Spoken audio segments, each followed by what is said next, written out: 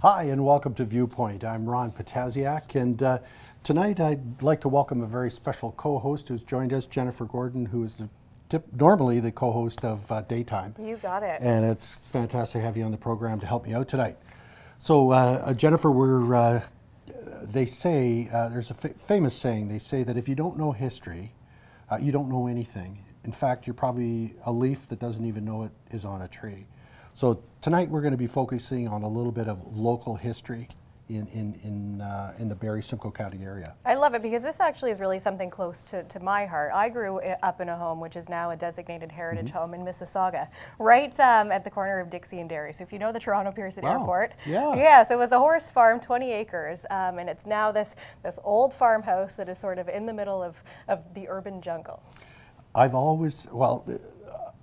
It's been said, and I totally agree with this, that Barrie and the Simcoe County area was always one of the best kept secrets in Ontario. So when people say, well, what's it like to live in Barrie? You don't I often know. say, yeah, exactly. We've got the beautiful lake, and you know what? We have this fabulous heritage that over the years we've slowly discovered. So we've got a couple of guests tonight to help us sort of uncover some of that wonderful heritage that we have in this area. And they're going to give us an idea of how to preserve our heritage as well. And I think there's a 20-acre horse farm in the inventory of heritage sites. I'm just guessing. I'm going to be picketing for it. It's going to be a great show.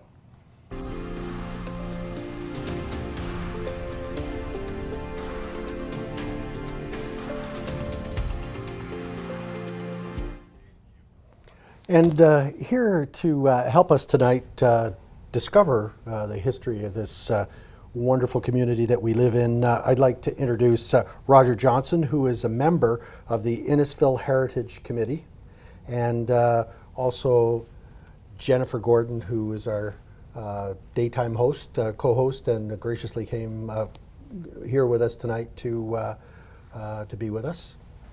Thank you. And here we have Bill Scott as well from the Allendale Neighborhood Association, it's such an incredible group of men that are very passionate about what's going on in their neighborhoods. And I think it's so fantastic. Because Bill, how long have you been a member of the Allendale Neighborhood Association? First, I take issue, it's not men, it's people, because their organizer was a woman with a man as her co-chair, and she has remained in the operation ever since the beginning. The group now has a mailing list of about 200 members. We have an executive of 10, a chair, a vice chair, the rest are directors, and we share the responsibility for all the things that the association does among the members of the executive. It was established first in about 2008 in response to the city asking for input into development of a strategy to preserve historic areas. And it's grown out of that steadily ever since. And you've been in the neighborhood how long? We moved in 2009. We were in Newfoundland before that. We have, all our lives, my wife and I have lived in houses that were built before 1900, and so the Allendale looked like a logical place to live. And we've enjoyed it ever since we got there. Awesome. Roger, you mentioned you're a member of the Innisfil Heritage Committee, and you're appointed by council. Tell us a little bit more about the committee and what your goals and objectives are. Well, the Ontario government some years ago brought in a Heritage Act that said that councils should have a Heritage Committee to advise them on heritage matters, and set up a procedure for designating both individual properties and also districts as heritage. And so from that, the heritage districts have been quite popular in Ontario. I believe there's more than 100 designated districts now. There's in Ontario? In Ontario. There's 20 in the Toronto area, and Markham has 4. Cookstown, which is my home, will be the first one in this part of the country, and it's the first one in Innisfil, and I'm interested in seeing it become successful, as other heritage areas have, where the most famous one maybe in Ontario is Niagara-on-the-Lake, but Oakville has a very successful one, and Markham has Unionville as one of their districts, and I want to see Cookstown develop like that, not the way that it would develop if we didn't have this sort of protection for the older buildings. A lot of people might say, what's all the fuss about all this historical stuff? How important is that? And I'd like to ask you that question. How important is the preserving our historic past? If you don't know where you come from, how can you know where you're going? The whole of the character of a place is its history. And so the direction in which it goes in the future has to be founded on its history. So without history, you have nothing. And I understand there is quite a history with respect to Allendale, the Allendale neighborhood, and the city of Barrie. I grew up in years ago in a place called Weston. The city, it was the town of Weston, in the GTA, and we were sort of when we were in our mid-teens. The city of Toronto kind of came and enveloped us. And the city basically lost its identity. It lost its fire department. It lost the police, everything. And at the time, I remember people being very, very upset about it. And I never understood it. How old were you when this was happening? Well, I was 30, no, I was like maybe 12 or 13 years old. Yeah. So tell us about Allendale, and I think we had a map up about a minute ago. Yeah, it'll come back.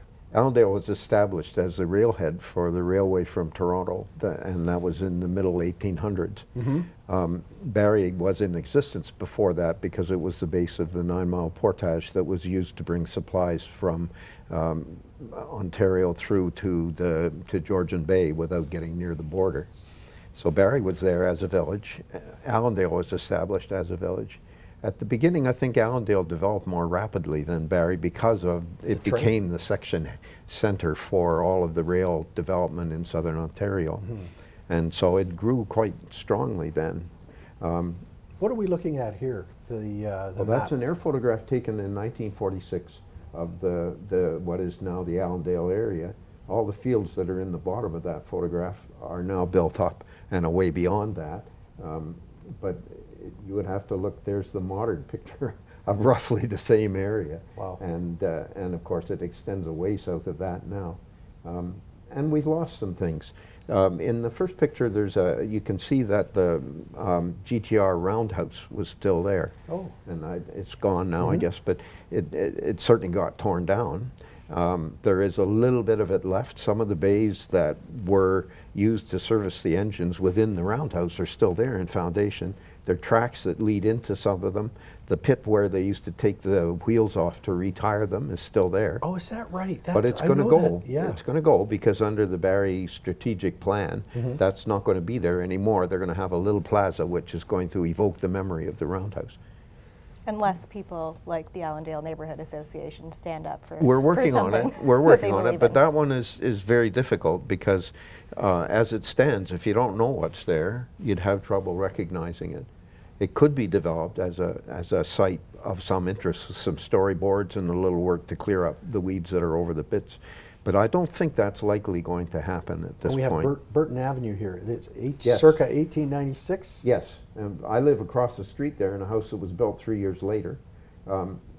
We're not clear about this. That is a photograph out of the Simcoe County Archives. Okay. And the houses that are shown there were all built at the same time by a man called Henry Dollery. And he had been working for the railway, and I think he retired and started building houses. He bought quite a good big piece of ground from Burton, who was the original owner of the area. And he subdivided into lots and built those houses all at once. And then he built more across the street, including the one we're in, which is the one he lived in, which was built in 1900. So you had the builder's edition. Yeah, exactly. But All the high-end finishes. I don't know where he lived before that, but I know that he lived there until he died in 1907, and his wife lived there until 1912. And so far as we can tell, he built the houses on the other side of Burton one at a time, because we have records, we can find the records of him letting them go for a $1,000 mortgage. Wow. Wow. And he had a mortgage on his own house for $1,000, which he retired in 6 months. So clearly the building of his house was financed by all the developing that was going on around it. Yeah. So in the Cookstown area, Roger, give us some sort of like a highlight overview of why that area is so important. Well, it's a real community. It's like Allendale in that way. It's been a community for a lot of years. It developed at the four corners of Highway 27 and Highway 89, and initially each corner was part of a different township, and so there were 4 townships involved. In 1905, I think it was, it became a police village for the first time, and but it has a history that goes back into the 1830s, 1840 What are we looking at here, period. Roger? This is part of the main street, and this is one of the features of the village that is so important. It's one of the few places that has a main street that still exists like this. The buildings have been used for different purposes. The ownership obviously has changed through the years, but what we're seeing here is part of the main street, Queen Street, and it has a character, and it has a feeling about it that's the center of town, and or the center of the village, because it's a village, not a town, really. It's part of Innisfil. It became part of Innisfil. If I could stop you there for a quick second, what's the difference between a village and a town? I think they're both small, not a city. Well, See, I always have trouble remembering cities and towns. All right. Now you're throwing in villages. Yeah, I'm calling it a village Yep. because I live there. It is a village. Innisfil is a town. Now, it used to be a township, and now it's a town. The difference, I think, is to do with the Ontario laws and how they describe, how the municipality is described affects how it can draw money from the province for some things. It's really just a technical thing. Sure. A village, Cookstown doesn't have any official capacity as a village, but it obviously is an entity. It has a post office, so it's a postal address, and it has a long history, and it has a feeling of neighborhood. That's why I still call it a village. And also it has over the years it's been a place for a lot of people for antique stores and antiquing Exactly, and yeah. I've noticed that might be a little bit in decline in recent years. That's right. I first became familiar with Cookstown when I moved from the Brampton area to what was Painswick then. That was part of Innisfil at that time. That's Highway 11 and Big Bay Point Road. And Painswick was a little community. And we moved into a subdivision, was probably the first subdivision in that area. And we had family in Orangeville, so we used to drive west and we would drive through Cookstown. We would often stop and have something to eat. We would visit the antique stores, and it had a thriving economy then. That has changed, partly because the antique markets have taken over from the little antique stores. Retail has changed. Back then there were no big box stores, you know. The Barrie Mall was the first indoor mall in Barrie then, you know, before Georgia Mall was built or there was any others. So change happens. It's happened over the last several years, and it's going to happen maybe more rapidly from now on as development moves north out of Toronto, jumps over the Moraine, and it's going to hit areas like Bradford and the southern part of... You know what, that's a great point. And I'd like to get your thoughts on this. The Allendale train station, the city of Barrie determined that something needed to be done with that property. And they put a lot of money into it to preserve it. And so how do you, and this is a sort of general question, how do you fund the restoration of these projects in a way that the city can use them. I think the difficulty with the Allendale train station is we can't find a use for it. And it's sort of sitting empty at the moment. It has been for a number of years. So how do you square, how challenging is that, and how do you square that? Well, in terms of the train station, the city funded the exterior restoration. And then it's a fairly complicated story, but they called for proposals for developing the rest of the lands. And I think the first call actually included the station, but the city got the message that people did not want the station to move out of public hands.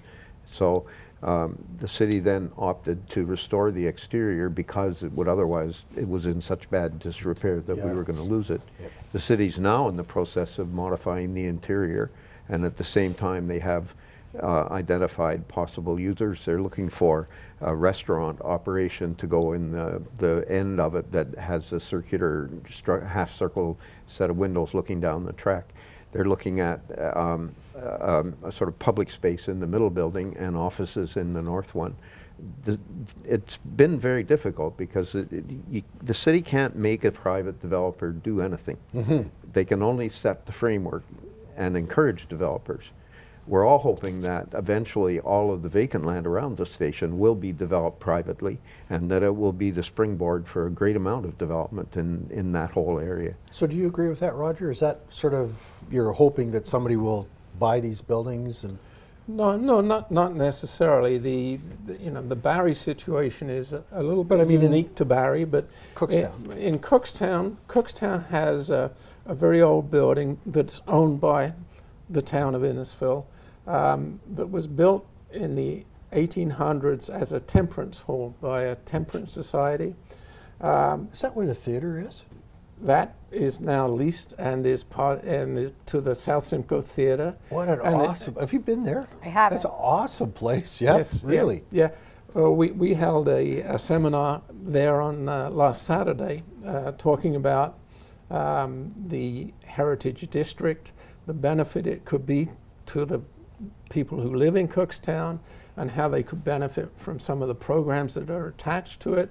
And also we had several outside speakers come in and explain how they helped develop the Unionville and the Oakville and these other centers. So, and we had it in the theater, and everybody was, because it's a heritage building, within the Heritage District, all the buildings are under the designation in Cookstown. So it's a little different than the way Barrie is handling their heritage situation. That is really a great old building. Yeah, beautiful. And we're building. very lucky to have it. Yeah. Yeah, very lucky to have it.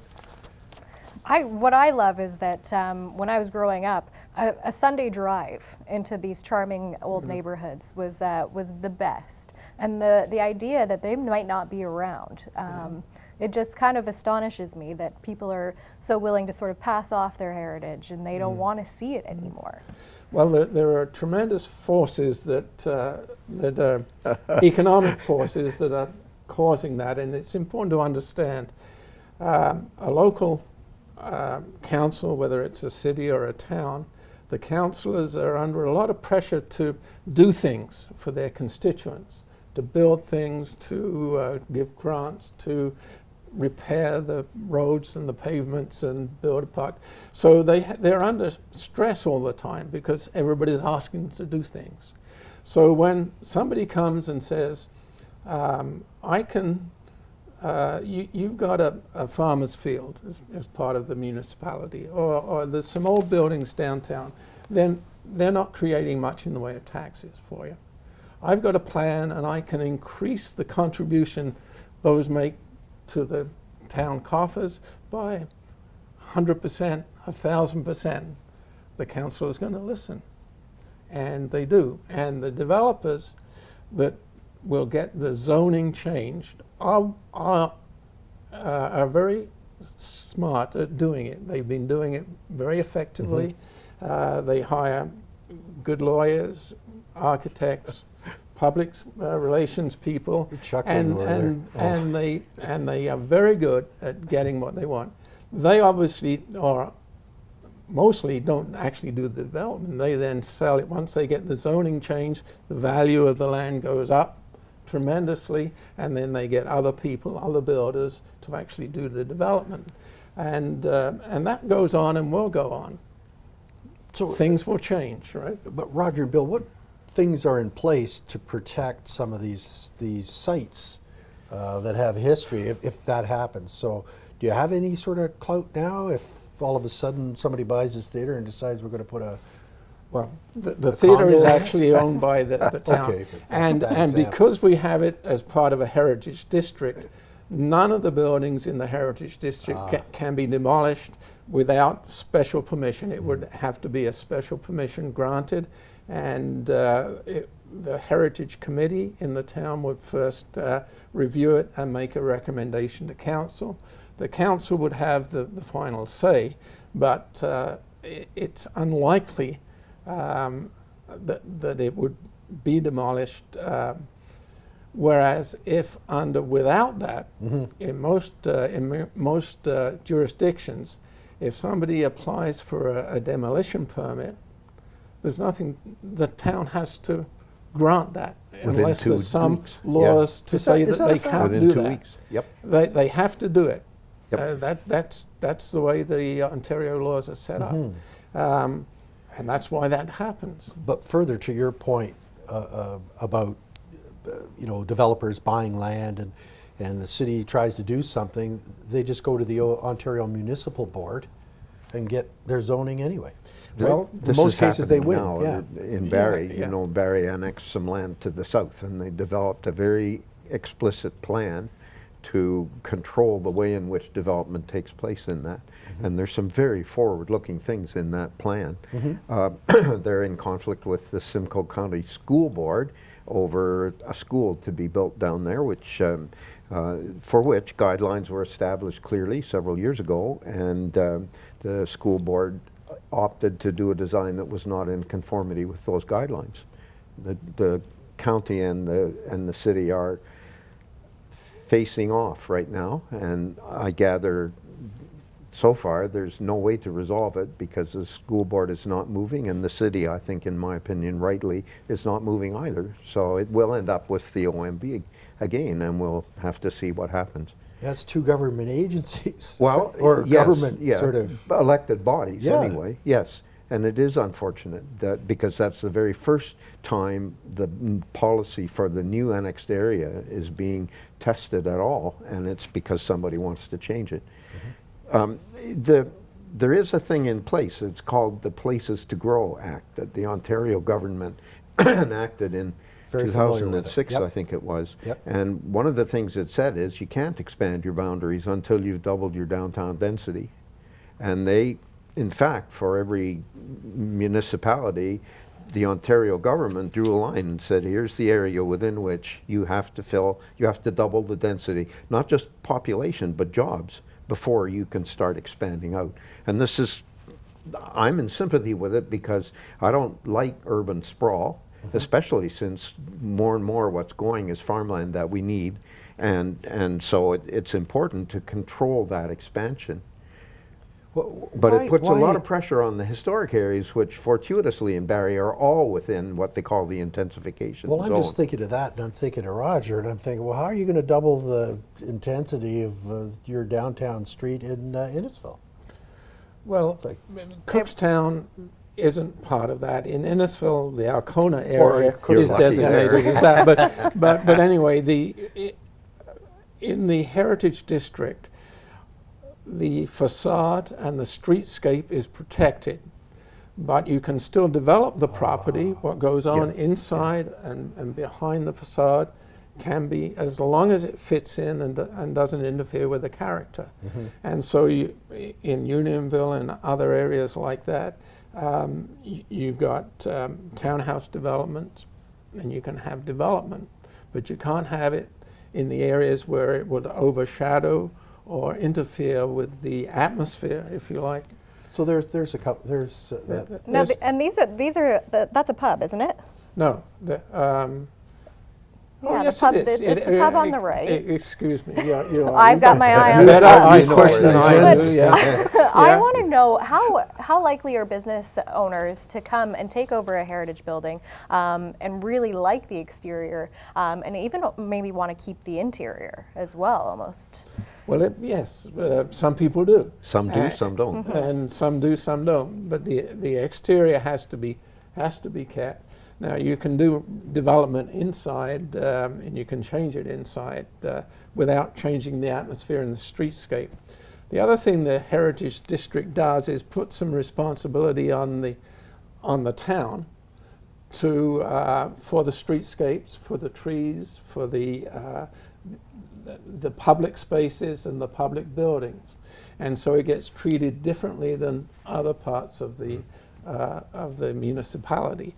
And so when a heritage district is created, the residents have a responsibility to develop their properties that fit in. The town has a responsibility to help that to happen, but also to look after the streetscapes, to plant trees, to take action to calm traffic if traffic is a problem, which it is a huge problem. The volume of traffic through Cookstown is a huge problem. Everybody that lives in Cookstown knows it. And the Heritage District isn't going to solve that problem, but it's going to help. And the town has already taken some action recently to reduce the speed limit through town or reduce the speed limit on all the roads in town, which will slow everything down and quieten everything down a bit, and perhaps make some people, instead of just using it as an area to tear through, will find a way to go around it. Eventually, it's hoped that a bypass will be built, and I think the fact that it's a heritage district will help that come about. But as a sort of neighborhood traffic calming procedure? yes, yeah. For me, as a business owner, I would love to have traffic coming by my business. Well, not rattling through the older buildings. Not shake. just in transit. When the trucks that deliver product to and from Honda rattle through one after the other at great speed often, and when thousands of people a day just go straight through. The only place maybe some will stop would Tim be Hortons. the Tim Hortons. You're right. But you know, there's things that the town can do with foliage by putting trees in, by making it obvious when you enter this area that this is something special, and not something just to go tear through. So when we come back, we're going to talk about some of the sites that must-see sites in both your areas, and maybe a little tour, or how we can find out about a little tour to take advantage of them. This is Viewpoint with Ron Potasiak. Jen Gordon's with us today, and I'd like to reintroduce Rogers Johnson, who is a member of the Innisfil Heritage Committee, and Bill Scott Allendale. We will be right back.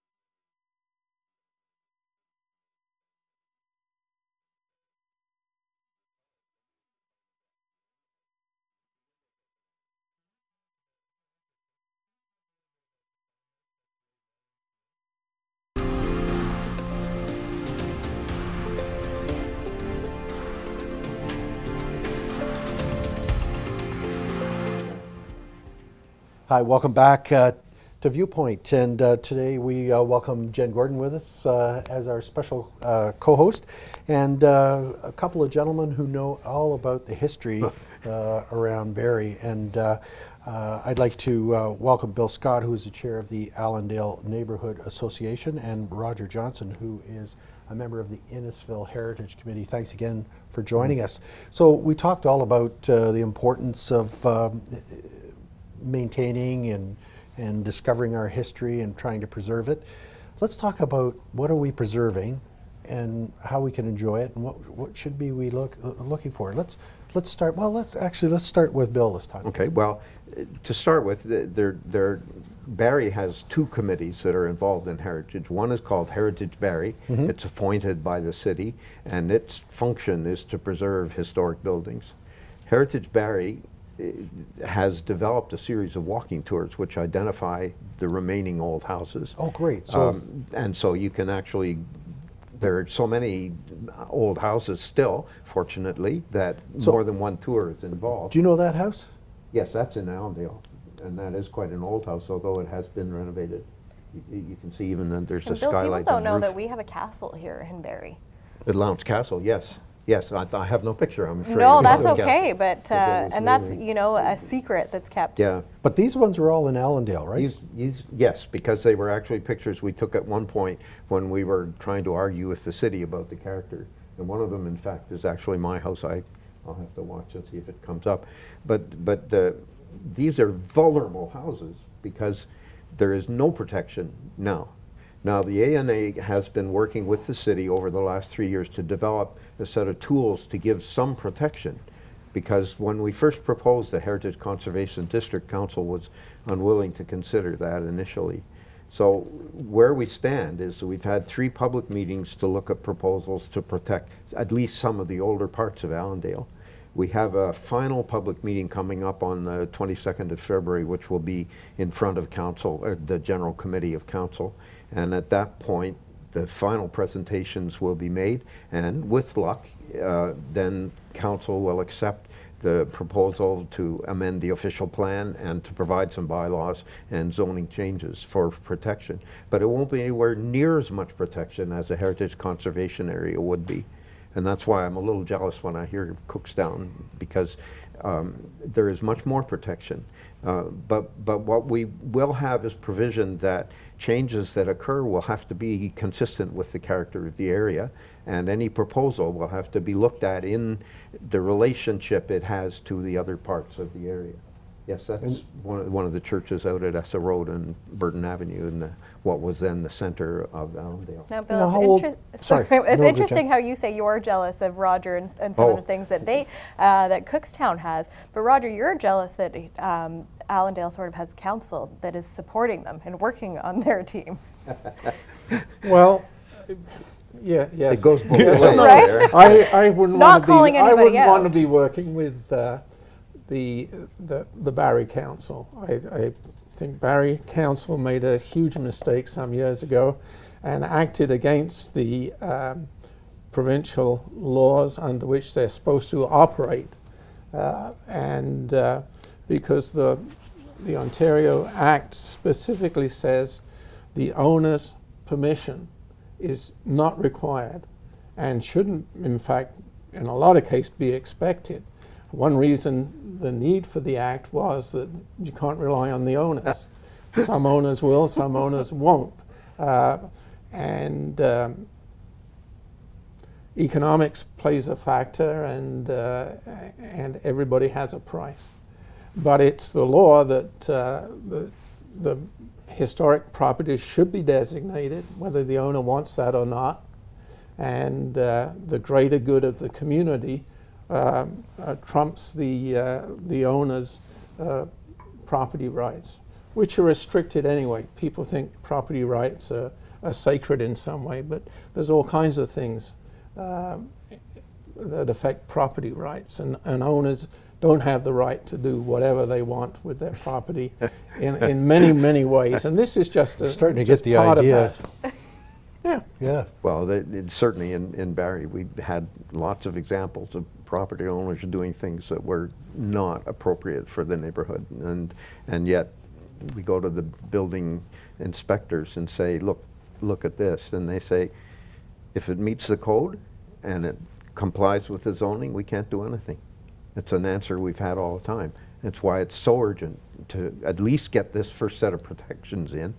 Our hope is that once that is in place, then people will start listing. The province in its original act also provided for an inventory of historic homes.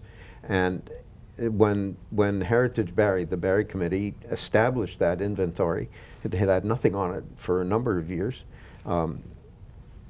Ours was the first house that went on that inventory. There are now 5 or 6 others out of the Allendale area that will be going on it. But that inventory, without some rules around it, is toothless. Yeah, it like doesn't what would do that anything. grant you? Well, what it will grant when we get these provisions we're looking for now is that any proposal that is anywhere near a building on the inventory is going to have to look at the impact on that building before it can be approved. And that'll give us some protection. Some years ago in Allendale, some older houses were taken out and 3-story walk-ups were built, and they're pretty soulless buildings, either concrete block or brick, but sort of small windows looking at the street, no porches, parking at least is in the back, but they just are not part of the neighborhood. And that's the charm of Allendale. Well, is being able to that sit- part of it is no, not. But what we're- normally, Yes, that's sitting right. on your porch and being Yeah. able to talk to your neighbors and waving to your neighbors and That's knowing right. them by name. So some of the new provisions address that. You can't have garages sticking out in front of the house. They've got to be back 3 or 4 meters from the front of the house. The house has to have, at least 30% has to be windows, and you can't just count doors or windows indoors as that. You've got to have apertures that come out so people can look at the street. They have to be roughly the same setback as the other houses around so that they'll allow the continuation of a neighborhood spirit. So when you have regulations like these, how does that impact, and smack me for saying this, the property value? So if I'm a person who's living in one of these homes and I'm concerned about the value and selling Yep. it, I'm also concerned about the history maybe, but I think a lot of people would be concerned about what the value is.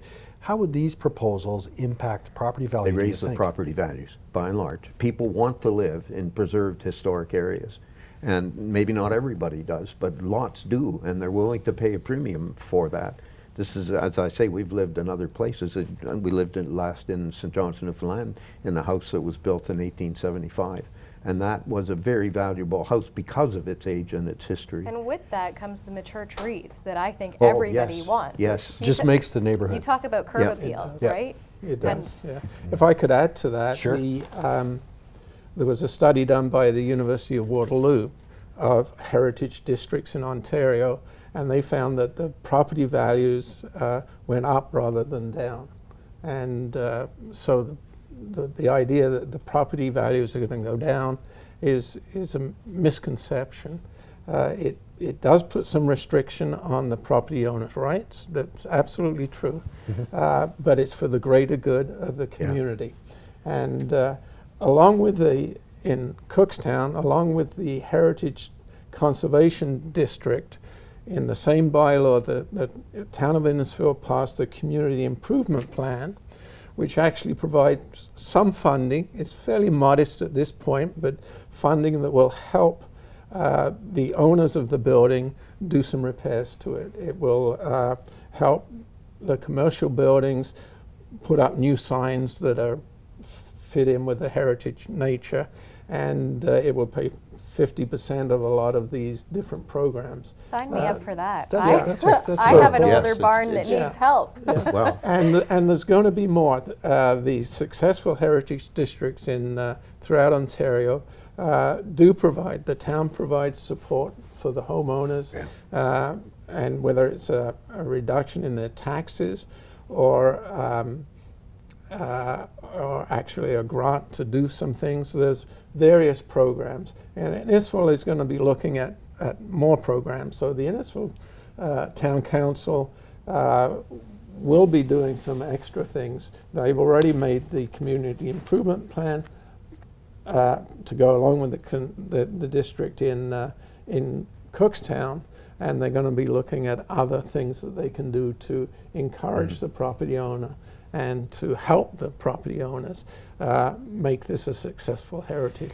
So what's area. your and I don't want to run out of time because we've asked Bill about the walking tours, and if you wanted to find out more about walking tours in that area, you go to the City of Barrie website. Would they be there? Yes. I'm not sure if the paper copies are, but the sources are. The quickest place to go to is the Southfield Community Center, which has them all in racks inside.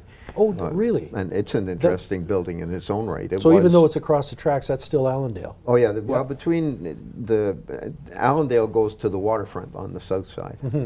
And we definitely, when you ask somebody who lives in Allendale where they live, they don't say Barrie, they say Allendale. Oh, that's they're true. Still very proud.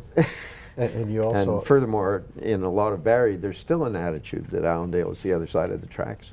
see, this is And great. you would argue that Barrie is the other side of the Well, tracks. there was an attempt a while ago to rename Barrie downtown as the uptown and Allendale as the downtown. Oh, Now, you know, Allendale was the downtown at one point when it was the focus for all of the commercial activity.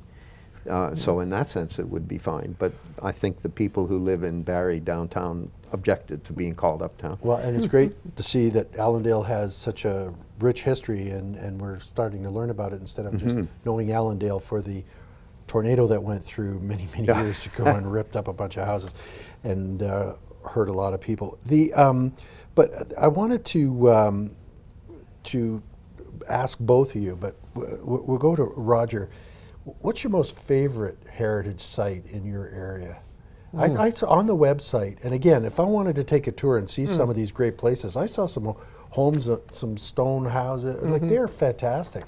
How do I find those places? Yes, the heritage, the Cookstown Chamber of Commerce, which I'm a part of also, and has a section called the Cookstown Heritage Action Team, which I'm involved in. CHAT is the short name for that. And so the Cookstown Chamber of Commerce produced a brochure some time ago, a walking tour that lists many of the interesting buildings and gives a little short history of them. And the CHAT group, the action team, will be organizing some group tours over the next little while, where a group of people can get together and we'll go around with somebody who can give them a guide and give them some information. So the Chamber of Commerce has a website, so it's cookstown.ca, www.cookstown.ca. The Chamber of Commerce in Cookstown is more than just a business association. Through the years, it's developed the Santa Claus parade, a light-up night in November when the Christmas season begins, and the Wingding, which is the first weekend in June, which many people know about because there is a huge garage sale. Many houses have a garage sale. The main street is shut down, and we have an early summer festival, if you like. And so these things are organized by the Chamber of Commerce as community events. So it's not just a business development group. What I love too about the brochures is knowing a little bit about the history, about the families. Yeah. You know, oftentimes we see these big box houses going up in 6 months, and to think about the people who had to hand make their own bricks and the amount of time that it took. And I love to know what the families did for a living and how they survived on their property. And that's the best part about the blurbs and the walking tours. Now in Allendale, one of my favorite buildings okay, you asked first, would be the United Church. And unfortunately, the United Church is closed. It just closed a week or so ago, and the building's going to be sold. To you? You're no. going to buy it? No, somebody will buy it. Like sold to but because it's protected, the facade at least, and its position on the street won't be changed. The purpose may change. It could be another church that buys it, but it could be a fitness club, or some older churches in Toronto being converted to apartments inside, and there are other purposes. But it's a beautiful building, and it should be preserved, and it will be preserved now. So that's one of my favorites. But the down street the main street in general, just the older buildings and the feel of that and the feel of the community. It's a neighborhood. And unfortunately some of them have been empty for a while, and as you say, the businesses have changed, but it doesn't mean that they can't thrive in a different way in a new economy. And I think the Heritage District designation will bring back some tourism to the area that has died off in the last little while. I know there was a very popular thing, much to my chagrin, for a lot of ladies to do, to go down there and poke around in those stores and go out for lunch, and it was a lot of fun for a Saturday afternoon or Sunday afternoon. Yeah. In Allendale, there's a private group that has been putting plaques on houses, and it has the name of the original owner, the date the house was built, and the occupation of the owner. This comes out of the census records from the time, and there are quite a few of these now in the area, but they're not official, and we've been trying to get the city to consider making plaques of that sort that are more uniform and more widely distributed in the historic areas. So one of my favorite spots in Allendale is the restaurant, and it's a good restaurant, and I like eating there, but the building that it's in is really something. Can you tell us a little bit about it? The what building, it was? yes, it was I'm originally talking about built the farmhouse. as the YMCA. And I think it wasn't on that site originally. It was moved to that site quite early on. The YMCA had an understanding with the railroad that they would provide accommodation for overnighting crews, in return for which the railroad heated them and provided their power. And it lasted that way for quite a long time until Allendale no longer became a section point, and crews were no longer overnighting there, at which point it passed into Mark Porter's hands and became a restaurant. First Shutters, and Shutters eventually was unable to go because they had a tremendous problem just at the same time that the economy turned down in 2009, but there's now another restaurant in there, and that building is preserved and will be. I'm not sure, but I think it's one of the few buildings in Barrie that are actually designated buildings. There are very few. Oh, okay. Barrie has had a history for a long time of not caring about its heritage. What's the worst? You see, that's the question. What's the biggest mistake they made in letting something go? They let go of the downtown post office and the railway station.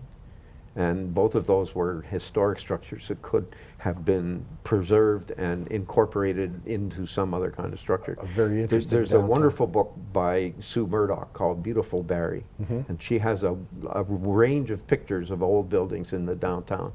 And we call this the Barrie submodel. The end of every picture says, "This old building, now a parking lot." Wow. I had I have a dear friend who was quite a history buff. He's written a lot of books about these different smaller communities, but he lived in Oro, and he took me on a historic tour of Oro. And I thought, what's out there? Anyway, it was phenomenal. He knew all the spots and the history, and when you start to go back and look at some of the people, some of the events, it was fantastic. Like out in Oro, it was the African church. A lot of people just totally unaware of that phenomenal piece of history. So this is great. So well, in Allendale, we'd start with the railway station. And it's a very famous railway station among railway buffs because it's the only one that's curved. It's actually built on the curve of the tracks, and so the three buildings are not lined up, they're on a gentle curve, and railway enthusiasts all over know about that station because it's the only one that was actually built on a curve like that. And so if I were to start on a tour of Allendale, that's where we'd start, was with the railway station. Now, the ANA has supported the development of a walking tour for railway heritage, and there's a remarkable number of sites in the area which are still identifiable even if they're in the process of turning into oblivion. And so you can actually spend 2 or 3 hours and look at the sites that we've identified. Well, let me ask you then, how do you, based on your experience, and I know you're your bias is towards preserving history. But what do you say to developers who want to expand? I mean, we need You housing. understand that there's a pressure. They have to. Yeah. There's definitely in Barrie anyway. There's a huge need for more accommodation. How do we take care of that pressure? We look at places where that kind of development won't have the impact it would in a historic neighborhood. For example, in Allendale, there are some areas around the edges which are available for development. And for example, Essa, which right at the moment is a street full of used car lots and small buildings. All that area is zoned for multi-story development, and eventually it will happen. That will give intensified job center as well as population. If you have buildings that are multi-story, mixed use with retail at the bottom, commercial on 1 or 2 levels, and then residences above that, that can be done without impacting on the character of the old historic neighborhood. The thing about that is then we're not making any character for the next generation. For 100 years from now, are they going to want to keep those multi-use buildings? They're going to want to tear them down. When we lived in Calgary, we were looking for an old building, and I got a real estate agent, and I said, you know, we like old houses, so I want to see some old houses. And he took me out, and he said, no, this was built in 1960. This is a really old house. Now he said, I want to show you one of these new developments is coming in. This new development has pressure-treated wood for the foundations. Great. I said, how long is this going to? Oh, 40 years. He said, but you won't be interested in it after that. It'll be somebody else's problem. How do you answer that? Yeah. Those people don't care about leaving a heritage. It's true. But you know, the one experience that I had, we met some people, it's a long story. Anyway, we knew some people in England, and they invited us to come over to London. And that was sort of the last place I really wanted to go. And you know, I was a little younger and thinking about, well, all right, we'll go to London. The moment I walked off the airplane, I was absolutely blown away by the history.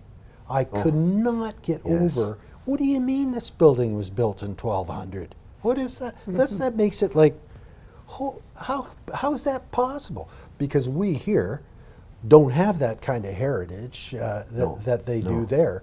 And they are using buildings. I remember going for dinner to a restaurant they called the New Mill. And the New Mill was enumerated in the 1066, Doomsday Book? the Doomsday Book.